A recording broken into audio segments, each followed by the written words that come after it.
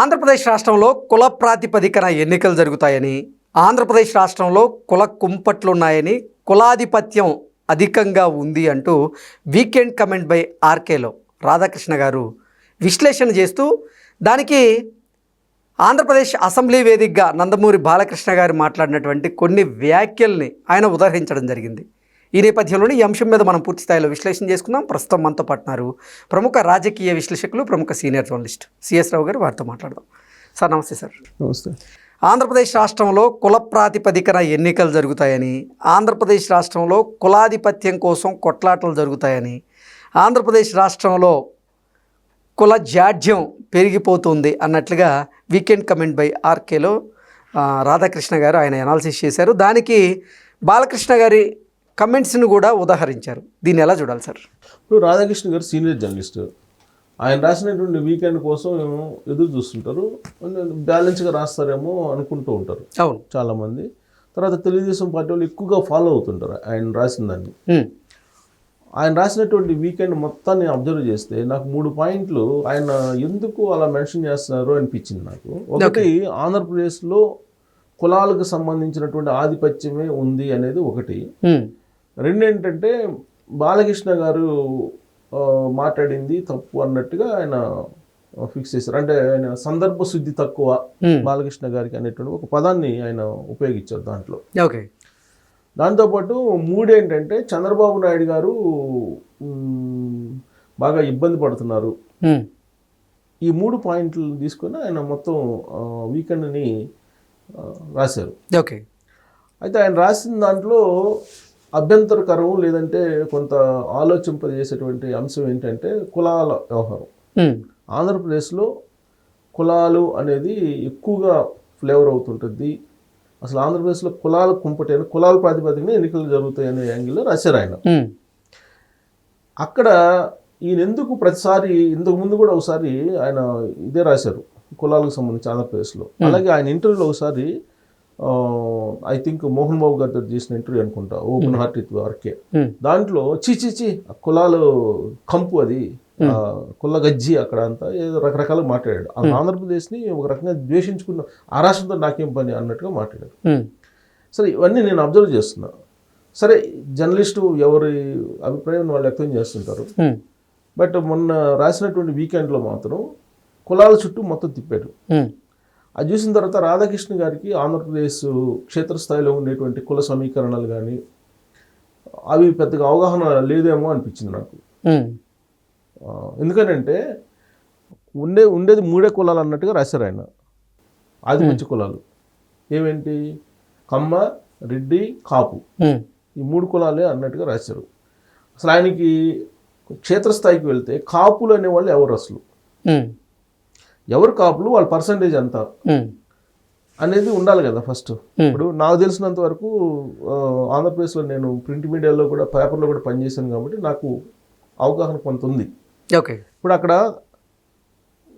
Vangaveeti Ranga murder తర్వాత జరిగినటువంటి సమీకరణలు ఏంటంటే,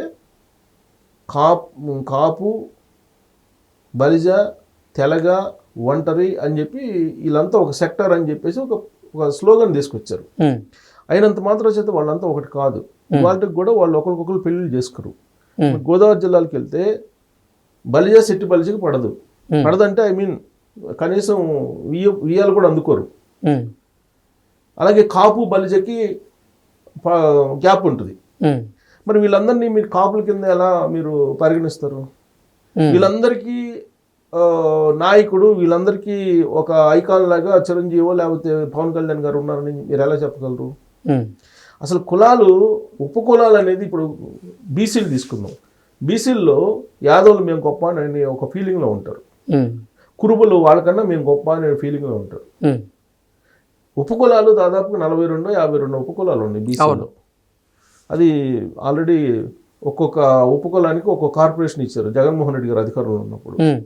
అలాగే ఎస్సీల్లో కూడా మనం అబ్జర్వ్ చేస్తే, ఓపెన్గా మాట్లాడుకోవాలంటే, ఎస్సీ మాల మేము గొప్ప అనే ఫీలింగ్లో ఉంటారు. ఎస్సీ మాదిగా వాళ్ళని అసలు కనీసం ఎస్సీ మాదిగలకు సంబంధించిన ఫైల్స్ కూడా క్లియర్ చేయరు వాళ్ళు. ఓకే. గవర్నమెంట్ ఆఫీస్లో ఈ వ్యత్యాసం అనేది ఉంది.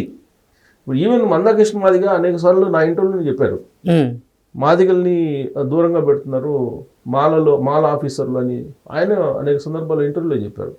సో ఇక్కడ కులాలు అనగానే ఈ 3 కులాలే, మిగతా కులాల్లో ఆధిపత్యం పోరు లేదని చెప్పి ఆయన ఎలా రాస్తారు అసలు? ఒకటి. 2, ఇప్పుడు ఎస్టీల్లో కూడా అంతే కదా, ఎస్టీల్లో కూడా అదే ఉంది, లంబాడాలు ఎక్కువగా ఆధిపత్యం ఉందని చెప్పి నడుస్తుంది కదా. సో ఇవన్నీ కులాలు, ఉపకులాలు ఇవన్నీ ఉన్నాయి. దీంట్లో ఈ 3 కులాలే అన్నట్టుగా ఉంది. ఈ 3 కులాల్లో కూడా మళ్ళీ రెడ్డిలో కూడా, రెడ్డి సామాజిక వర్గంలో కూడా నాకు చిన్నప్పుడు చెప్తారు, అనేక పంట రెడ్లు అనే వాళ్ళు హైయెస్ట్ అనేటువంటి ఫీలింగ్ లో ఉంటారు. వాళ్ళు రెడ్లో చాలా రకాలు ఉన్నారు. మళ్ళీ అక్కడ కూడా గ్యాప్ ఉంది. మీరు అబ్జర్వ్ చేస్తారు, రాజశేఖర రెడ్డి గారు ముఖ్యమంత్రి కాకముందు నీకు కడప జిల్లాకు సంబంధించిన రెడ్లని, నెల్లూరు జిల్లా రెడ్లు మ్యారేజ్ కూడా యాక్సెప్ట్ చేసేవాళ్ళు కాదు. దాదాపుగా అసలు ఒక రకంగా చెప్పాలంటే ఆ సెక్టర్ వేరు, ఈ సెక్టర్ వేరు అన్నట్టు ఉండేది. కర్నూలులో ఉన్నటువంటి రెడ్డి సమాజ వర్గాన్ని నెల్లూరు జిల్లా వాళ్ళు మ్యారేజ్లు చేసుకోవటం, ఇయ్యాలనుకోవటం ఉండేది. కానీ కడప జిల్లాకు సంబంధించినటువంటి వాళ్ళు అసలు వాళ్ళని మ్యారేజ్లకు కూడా దూరంగా ఉంచేవాళ్ళు, యాక్సెప్ట్ చేసేవాళ్ళు కాదు. ఎప్పుడు నేను చెప్పేది రాజశేఖర రెడ్డి గారు ముఖ్యమంత్రి కాకముందు. ఇప్పుడు అన్ని చెరిగిపోయాయి, అది వేరే విషయం. సో కులాల్లో కూడా అంతర్గతంగా చాలా ఉన్నాయి. కమ్మ సామాజిక వర్గం ఉంది. కమ్మ సామాజిక వర్గంలో కూడా ఒకప్పుడు ఎలా ఉండేది, ఇప్పుడు లేదు. కమ్మ సామాజిక వర్గంలో కూడా పెద్ద కమ్మ, చిన్న కమ్మ, బ్రాహ్మణ కమ్మ, ఎన్ని రకరకాలు ఉన్నాయి. ఇప్పుడు కాకపోతే ఆ అంతరాలు లేవు, ఇప్పుడు పోయినాయి. మరి ఇప్పుడు కేవలం ఈ 3 కులాలనే ఫోకస్ చేశాడు ఆయన. అదొకటి. 2 ఏంటంటే ఇక ఆంధ్రప్రదేశ్లో ఒక్కటే కులాల ప్రాతిపదికన ఎలక్షన్స్ జరుగుతాయి, లేదంటే కులాల ఆధిపత్యం, ప్రతి అంశం కులాల కుంపట్లో కొట్టుమిట్టాడుతుంది, ఆ రాష్ట్రం ఇక తగలబడుతుంది అన్నట్టుగా రాశాడు ఆయన. ఏ రాష్ట్రంలో లేదు? తెలంగాణ తీసుకుందాం, ఆయన రాష్ట్రమే కదా తెలంగాణ. ఆయన తెలంగాణ నా రాష్ట్రం అని చెప్పుకుంటుంటాడు కదా ఆయన. మరి తెలంగాణలో కులాల రాజకీయం లేదా? బీసీలు మాకు అసలు రెడ్లు ఓట్లు అవసరం లేదని చెప్పేసి అంటున్నారు కదా. ఇక్కడ కులాలు లేవా? ఇప్పుడు బీసీల్లోనే మళ్ళా గౌడ, మేము ఆధిపత్యం అని చెప్పి గౌడ అని చెప్పి వస్తున్నారు కదా.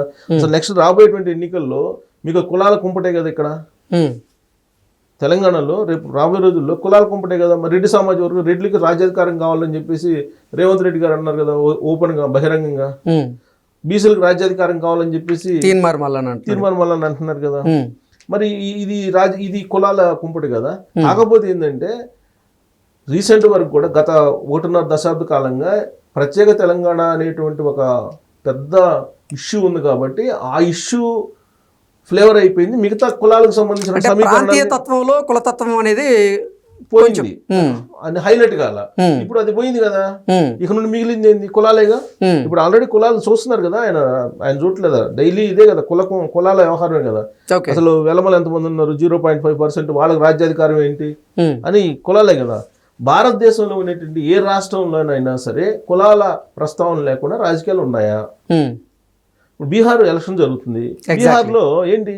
యాదవుల ఆధిపత్యం, ముస్లింలు ఏంటి, యాదవులు ఏంటి అని చెప్పి అంటున్నారు కదా. యాదవ్ సామాజిక వర్గానికి అక్కడ ప్రాతినిధ్యం ఉంది, యాదవ్ సామాజిక వర్గానికి వాళ్ళని బేస్ చేసుకునే ఉంటుంది ఎలక్షన్ అని చెప్పి అంటున్నారు కదా.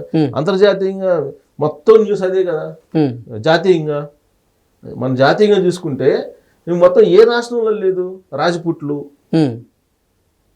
జాట్లు, హర్యానాలో, ఇట్లా ఏ రాష్ట్రంలో లేదు. అన్ని రాష్ట్రాల్లో నీకు కులాలకు సంబంధించిన ప్రాతిపదికన సీట్లు ఇవ్వటం కానీ, కేటాయింపులు చేయటం కానీ ఇవన్నీ ఉన్నాయి కదా. ఎందుకు ఆంధ్రప్రదేశ్ని పదే ఆయన టార్గెట్ చేసి రాస్తారు? ఇప్పుడు ఆల్రెడీ ఇప్పుడు బాలకృష్ణ గారు ఏదో మాట్లాడారు అసెంబ్లీలో మాట్లాడిన దానికన్నా ఇప్పుడు ఆయన ప్రస్తావించాల్సింది ఏంటి అసలు? బాలకృష్ణ మాట్లాడారు, బాగానే ఉంది. అంతకుముందు కన్నబాబు మాజీ మంత్రి ఏం మాట్లాడారు అనేది ఆల్రెడీ వైరల్ అవుతుంది, అది ప్రస్తావించాలి ఆయన. అలాగే చంద్రబాబు నాయుడు గారు మిసెస్ ని ఏమన్నారు అనేది అందరికీ తెలుసు. కొడాలి నాని గారు అసెంబ్లీ లోపల, అసెంబ్లీ బయట ఏమన్నారో తెలుసు. వల్లభనేని వంశీ ఏమన్నారో తెలుసు. పేరు నాని ఏమంటున్నారో తెలుసు.